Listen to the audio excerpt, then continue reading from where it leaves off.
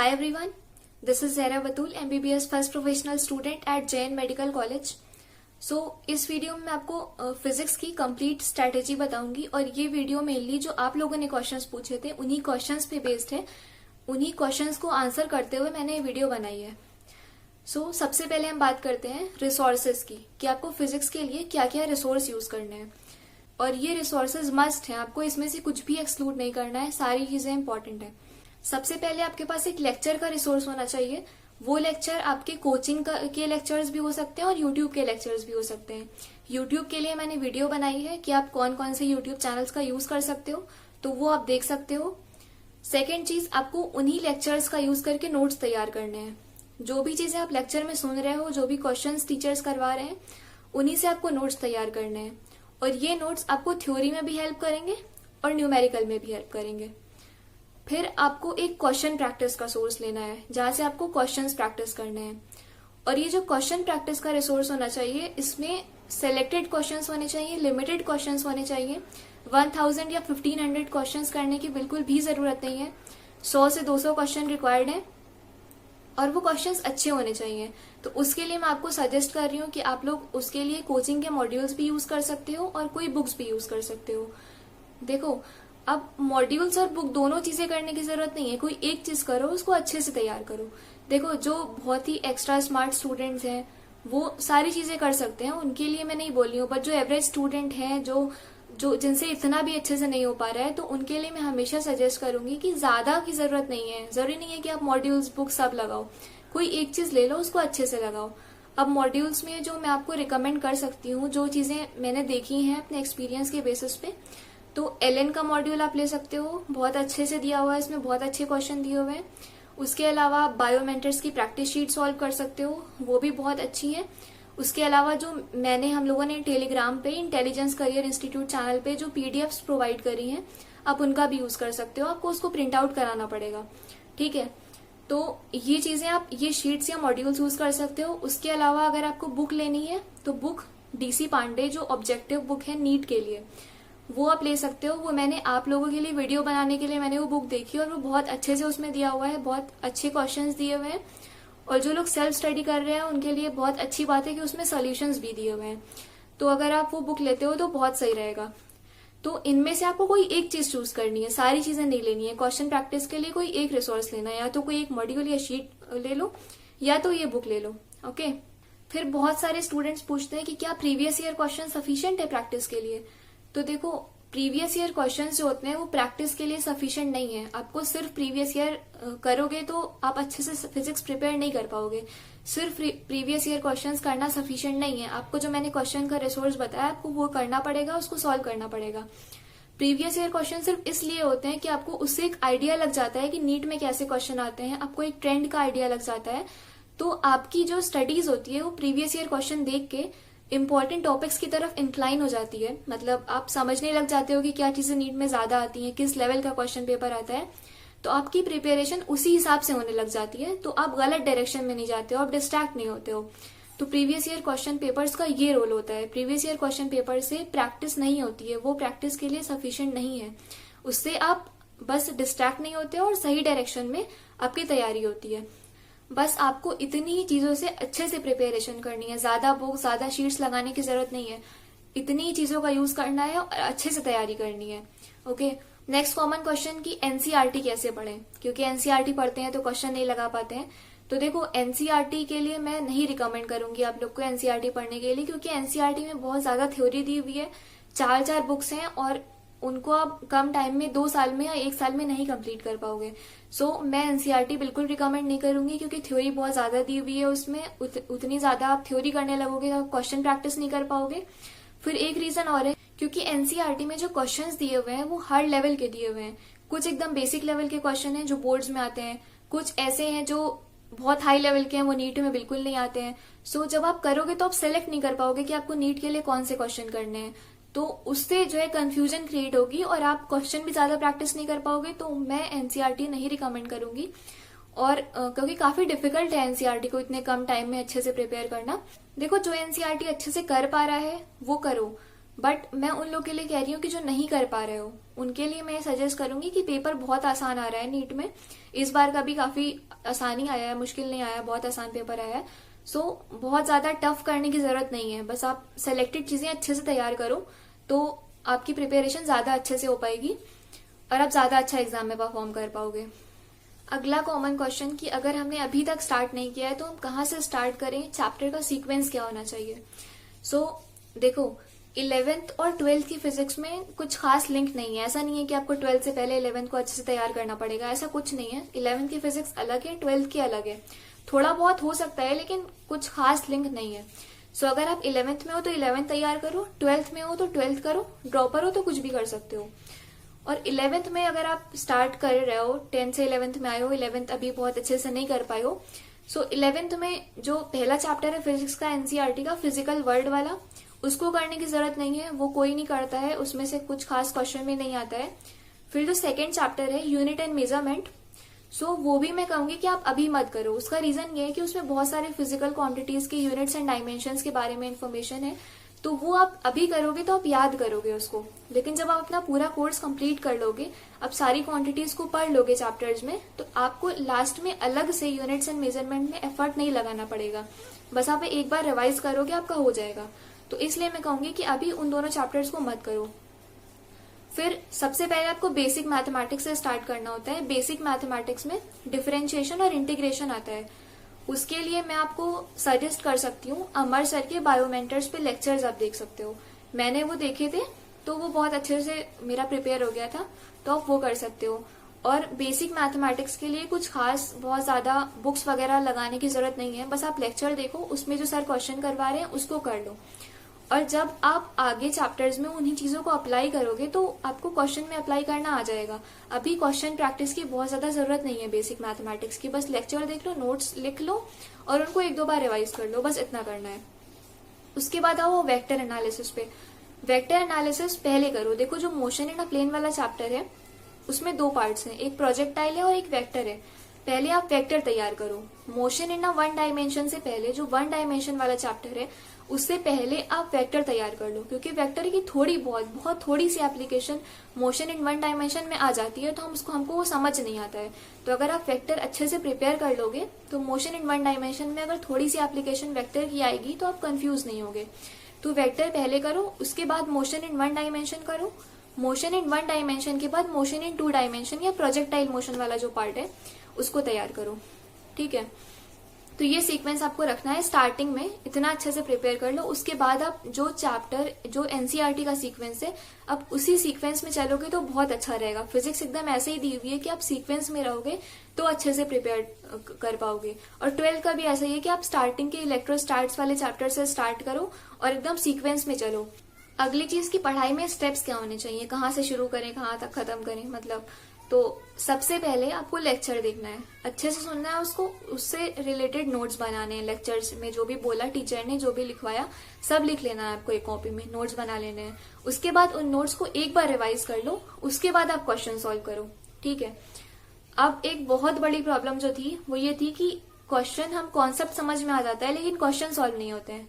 और बहुत सारे बच्चे डाउट कर रहे थे कि मेरे कॉन्सेप्ट क्लियर नहीं होते हैं, शायद इस वजह से हमसे क्वेश्चन सॉल्व नहीं होता है।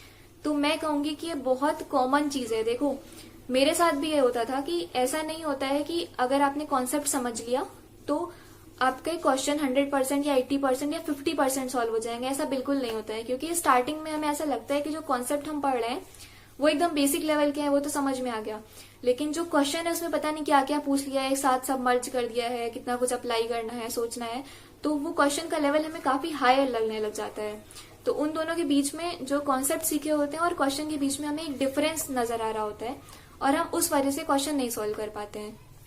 तो देखो आप जितना भी कॉन्सेप्ट स्ट्रॉन्ग कर लो, जितनी बार भी आप नोट्स रिवाइज कर लो, आपसे क्वेश्चन तब तक नहीं होंगे जब तक आप क्वेश्चन की अच्छी प्रैक्टिस नहीं करोगे, जब तक आप क्वेश्चंस को अच्छे से रिवाइज नहीं करोगे, उसको बार बार नहीं लगाओगे। जैसे बहुत सारे बच्चे कह रहे थे कि अब एक बार लगा लेते हैं, बार बार कैसे लगाएं, क्योंकि बाकी टॉपिक्स भी पढ़ने रह जाते हैं, क्वेश्चन को कैसे रिवाइज करें। तो उसके लिए मैं अपना पूरा प्रोसेस बताती हूँ कि मैं कैसे करती थी, ताकि आपको उसे एक आइडिया लग जाए कि आप एक टॉपिक को कई बार कैसे रिवाइज कर सकते हो। देखो सबसे पहले हमारे टीचर ने क्लास में थ्योरी पढ़ाई, उन्होंने थ्योरी पढ़ाई, उसके बाद फिर जब मैं रूम पे जाती थी तो मैं उसके क्वेश्चन लगाने की कोशिश करती थी। तो थ्योरी करने के बाद बहुत ही मुश्किल से 10-15 क्वेश्चन सॉल्व होते हैं, सिर्फ नहीं होते हैं, पहली बार में नहीं होते हैं। बहुत मुश्किल से जो थ्योरेटिकल वाले क्वेश्चन होते हैं एकदम आसान डायरेक्ट फॉर्मूला बेस्ड, वो 10 से 15 क्वेश्चन पहली बार में सॉल्व हो जाते थे। तो पहली बार किया, एक पर्टिकुलर चैप्टर के कॉन्सेप्ट्स पे पहली बार क्वेश्चन अटेम्प्ट किया, ठीक है। उसके बाद फिर क्या होता था कि नेक्स्ट डे सर जो है वो खुद से क्लास में थोड़े क्वेश्चंस करवाते थे। फिर सर ने क्वेश्चन करवाए, दूसरी बार क्लास में सिमिलर कॉन्सेप्ट रिवाइज हुए, उन्हीं पे क्वेश्चन लगाए हमने, ठीक है। फिर सर ने होमवर्क दिया, हमने और क्वेश्चन ट्राई किए, क्योंकि सर ने क्लास में एक्सप्लेन किया था तो हमने उस बेसिस पे और क्वेश्चन ट्राई किए। तो और क्वेश्चन, थोड़े और क्वेश्चन सॉल्व हुए, एक बार और हमने उसको अटेम्प्ट दिया रूम पे दोबारा जाकर और वो क्वेश्चन सॉल्व किए। उसके बाद फिर डाउट्स डिस्कशन हुआ क्लास में। नेक्स्ट डे टीचर ने जो भी बच्चों के डाउट्स है उनको डिस्कस किया, तो सिमिलर कॉन्सेप्ट पे एक बार और क्वेश्चन सॉल्व किया, ठीक है। तो देखो अभी ही सेम 2-3 दिन के अंदर अंदर एक चैप्टर के 3-4 बार हम सेम क्वेश्चंस को या उसी जैसे उन्हीं कॉन्सेप्ट पे क्वेश्चन को हम सॉल्व कर चुके हैं। इतने में चीजें काफी अच्छे से प्रिपेयर होने लग जाती हैं, ठीक है। फिर वो डाउट्स क्लियर हो गए। फिर डाउट्स क्लियर होने के बाद हमने फिर से उन चीजों को एक बार रिवाइज किया, ठीक है। तो ऐसे 5 बार रिवीजन हो गया सिमिलर कॉन्सेप्ट्स का, ठीक है। फिर कोई टेस्ट कंडक्ट हुआ तो टेस्ट से पहले तैयारी करने के लिए प्रीवियस ईयर क्वेश्चन पेपर्स लगा लिए, ठीक है। प्रीवियस ईयर क्वेश्चन पेपर्स लगा लिए टेस्ट की तैयारी के लिए, या शीट के कुछ क्वेश्चन रह गए थे तो उनको प्रैक्टिस कर लिया। फिर टेस्ट दिया तो टेस्ट में भी वही क्वेश्चन आए जो शीट में थे, कुछ जो प्रीवियस ईयर वाले थे और कुछ नए क्वेश्चन। फिर उन टेस्ट के डाउट्स को डिस्कस किया, ठीक है। देखो ऐसे कितनी बार फ्रीक्वेंटली हम उन्हीं टॉपिक्स के टच में हैं, उन्हीं को पढ़ रहे हैं। ऐसा देखो, ऐसा नहीं होता है कि आप एक दिन में 50 क्वेश्चन स्टार्टिंग में टास्क सेट कर लिया करना है और आप कर लो। एक दिन में 50 क्वेश्चन स्टार्टिंग में बहुत मुश्किल होता है, नहीं कर पाओगे। जब लास्ट में स्पीड बहुत बढ़ जाती है तब एक दिन में 30-40 क्वेश्चन या 50 क्वेश्चन हो जाते हैं बाकी सब्जेक्ट के साथ साथ। तो स्टार्टिंग में उतनी स्पीड नहीं होती है, स्टार्टिंग में वो 10-15 ही क्वेश्चन हो पाते हैं। लेकिन आप कोशिश करो जितना ज्यादा से ज्यादा आप कर पा रहे हो। आप एक फिक्स्ड टाइम अलॉट कर लो फिजिक्स को कि हाँ 2 घंटे 3 घंटे जितना भी पढ़ना है उतने में हमको फिजिक्स करनी है, उतना टाइम उसको देना ही देना है। उसके बाद आप जितना उतने में कर पाओ वो ठीक है, उससे सेटिस्फाइड हो जाओ कि आई गेव माई बेस्ट। जो मैंने स्टोरी बताई, इतनी बार सेम कॉन्सेप्ट को रिवाइज करने के बाद फिर हम उसका टेस्ट देते हैं, उसके प्रीवियस ईयर क्वेश्चन को सॉल्व करते हैं। ये सारी चीजों के बाद, इतना करने के बाद हमको इतना एक्सपीरियंस हो जाता है कि हमको समझ में आने लग जाता है कि प्रीवियस ईयर में कौन से टॉपिक ज्यादा पूछे गए हैं, नीट के लिए क्या चीजें ज्यादा इंपॉर्टेंट है। जैसे एग्जाम्पल देती हूँ कि न्यूक्लियस वाला चैप्टर है, उसमें हर साल NT/N0 = ½ वाला जो फॉर्मूला है उस पर क्वेश्चन हमेशा आता है। और उसी तरह मॉडर्न फिजिक्स E= 5 + K वाला फॉर्मूला है, हर साल उस पर क्वेश्चन आता है। तो ये आपको प्रीवियस ईयर से आपको आइडिया लग जाता है कि ये चीजें ज्यादा इंपॉर्टेंट है। फिर क्या होता है कि जब आपको एक आइडिया लग जाता है कि ये टॉपिक्स नीट में आते हैं, ये ज्यादा इंपॉर्टेंट है, ये चीजें बिल्कुल नहीं आती हैं, तो उसके बेसिस पे आप फॉर्मूला कॉपी तैयार कर सकते हो। आप जितने भी इंपॉर्टेंट फॉर्मूलाज आपको लग रहे हैं कि ये बहुत इंपॉर्टेंट है, या कुछ चीजें जो आप बहुत भूल रहे हो, उनको आप फॉर्मूला कॉपी में लिख सकते हो, ताकि आप उसको कम टाइम में आप इंपॉर्टेंट चीजों को, मोस्ट इंपॉर्टेंट चीजों को रिवाइज कर सको। अब देखो, आप मेरी फॉर्मूला कॉपी देखोगे तो आपको लगेगा कि एक बहुत नॉर्मल कॉपी है, बहुत नॉर्मल फॉर्मूलाज लिखे हुए हैं, जो चैप्टर के फॉर्मूलाज होते हैं वो इसमें लिखे हुए हैं। आपको इसमें कुछ फॉर्मूला कॉपी में कुछ भी स्पेशल नहीं दिखेगा, बस कुछ बहुत ही नॉर्मल फॉर्मूलाज दिखेंगे, ठीक है। लेकिन एक्चुअल में जो इसके पीछे का इसका जो पूरा बैकग्राउंड है, कितनी मेहनत करने के बाद, कितना सीखने के बाद जो एक्सपीरियंस आया, उस एक्सपीरियंस से ये कॉपी लिखी हुई है, फॉर्मूला कॉपी। तो वो एक बहुत बड़ी चीज होती है कि हम एक भी फॉर्मूला को इतना अच्छे से करने के बाद जब हम एक भी फॉर्मूला देखते हैं जो हमने फॉर्मूला कॉपी में लिखा होता है, तो हमको याद आने लग जाता है कि इस पर्टिकुलर फॉर्मूला पे ऐसे ऐसे क्वेश्चन बनते हैं, इस वैरायटी के बनते हैं, क्योंकि हमने उस बेसिस पे ये फॉर्मूला कॉपी बनाई होती है। तो बहुत सारे स्टूडेंट्स को जो डाउट हो रहा था कि फॉर्मूला नोटबुक कैसे बनाए, तो उन्हें क्लियर हो गया होगा आपकी उसके पीछे की पूरी मेहनत जो है। इतना करने के बाद आपको इतना एक्सपीरियंस हो जाता है कि आप इंपॉर्टेंट फॉर्मूलाज लिख सकते हो, और आप उससे उन फॉर्मूला को देख के सारी चीजें आप रिकॉल भी कर सकते हो, क्योंकि आपने खुद वो बनाया होता है, खुद क्वेश्चन को एनालाइज करके बनाया होता है। देखो, जो मैंने अपनी पूरी स्टोरी बताई है ये रिवीजन और फॉर्मूला नोटबुक बनाने वाली, तो हमेशा चीजें एकदम आइडियल नहीं होती थी। ऐसा नहीं होता था कि हमेशा एकदम सब कुछ सही चल रहा है। बहुत बार ऐसा होता था कि फॉर्मूला कॉपी नहीं बन पाती थी या प्रीवियस ईयर क्वेश्चन नहीं सॉल्व हो पाते थे। तो जब ना हो पाए आप नेक्स्ट चैप्टर पे चले जाओ, तो इन चीजों को बाद में कर लो। ठीक है, तो आपको अपने हिसाब से मैनेज करना होता है। आप जितना ज्यादा अच्छा मतलब कोशिश करो कि आप जितना ज्यादा अच्छा कर सको। बट 100% ऐसा नहीं होने वाला है कि सब क्वेश्चन भी सॉल्व हो जाए, सब थ्योरी भी हो जाए, प्रीवियस ईयर क्वेश्चन भी हो जाए। ये एकदम आइडियल कंडीशन है। आप कोशिश करो जितना आप क्लोज टू आइडियल रह सको। ठीक है, और जैसे एक चीज ये होती है कि आप जैसे मान लीजिए कि कोई चैप्टर आपने इतनी बार अच्छे से पढ़ के प्रिपेयर कर लिया, फिर आप 2-3 महीने बाद भूल गए, तो उसके लिए फिर आपको यही करना है कि आप फिर से जितना टाइम अगर आपको मिल रहा है, आप उसमें जितना रिवाइज कर पा रहे हो उतना कर लो। फॉर एग्जाम्पल, आपने कोई चैप्टर तैयार किया था, लेकिन फिर अगले 3 महीने के बाद उसका टेस्ट है और साथ में बहुत सारे चैप्टर्स आ रहे हैं, तो आप फॉर्मूला कॉपी रिवाइज कर लो। और अगर थोड़े बहुत क्वेश्चन कर पा रहे हो तो सपोज 5 क्वेश्चन कर लिए, 10 क्वेश्चन कर लिए, इतने कर लो जितने आप कर पा रहे हो। फिर जब अगला टेस्ट उसी टॉपिक पे होगा तो आगे के क्वेश्चन कंप्लीट कर लेना, उसको आगे से कंटिन्यू कर लेना। तो जब आप जितना कर पाओ उतना आपको करना है। फिर बहुत सारे लोग पूछ रहे थे कि सिली मिस्टेक्स कैसे अवॉइड करें। तो देखो, सिली मिस्टेक्स तब होती हैं जब आप जल्दी में रहते हो, आप जब बहुत ज्यादा सोचते हो कि जल्दी कंप्लीट करना है, या आप पैनिक होते हो। आपको डर तब लगेगा जब आप अच्छे से प्रिपेयर्ड नहीं होगे, आपके अंदर कॉन्फिडेंस नहीं होगा। उसके लिए आपको तैयारी अच्छे से करनी है। हो सकता है आपने चैप्टर पढ़ा हो, आपको समझ में आया हो, लेकिन आपका रिवीजन ज्यादा बार नहीं हुआ है। तो इस वजह से आपको एक डर रहता है और आप जल्दी जल्दी में करने की कोशिश करते हो और आपकी स्पीड बहुत ज्यादा होती नहीं है क्योंकि आपका रिवीजन कम होता है। इस वजह से सिली मिस्टेक्स हो जाती हैं। तो उसके लिए आपको यही करना है कि प्रैक्टिस अच्छे से करो। प्रैक्टिस अच्छे से करोगे तो डर नहीं लगेगा, डर नहीं लगेगा तो जल्दी में नहीं रहोगे, तो सिली मिस्टेक्स नहीं होंगी। तो मेनली आपको अपनी प्रिपरेशन पे फोकस करना है, रिवीजन ज्यादा टाइम करना है। तो ये सारी चीजें जो है वो खत्म होंगी, आपका फियर खत्म होगा, आपकी सिली मिस्टेक्स रिड्यूस होंगी। फिर कैलकुलेशन में प्रॉब्लम हो रही थी कुछ लोग को। तो कैलकुलेशन में कहूंगी कि नीट के जो क्वेश्चन आते हैं उसमें कुछ खास कैलकुलेशन होती नहीं है। हो सकता है आप लोगों ने कोई ऐसे क्वेश्चन सॉल्व किए हो जो थोड़े डिफिकल्ट हो या जिनमें कैलकुलेशन ज्यादा हो, बट नीट के क्वेश्चंस में बहुत कम क्वेश्चन में कैलकुलेशन होती है। वो क्वेश्चन ऐसे होते हैं कि आप 1 मिनट में आराम से सॉल्व कर सकते हो। बहुत सिंपल होते हैं, बस आपको स्ट्राइक करना चाहिए कि ये कैसे होना है। अगर वो स्ट्राइक कर जाता है तो वो सॉल्व हो जाते हैं। कैलकुलेशन ऐसी कुछ खास नीट के उसमें होती नहीं है।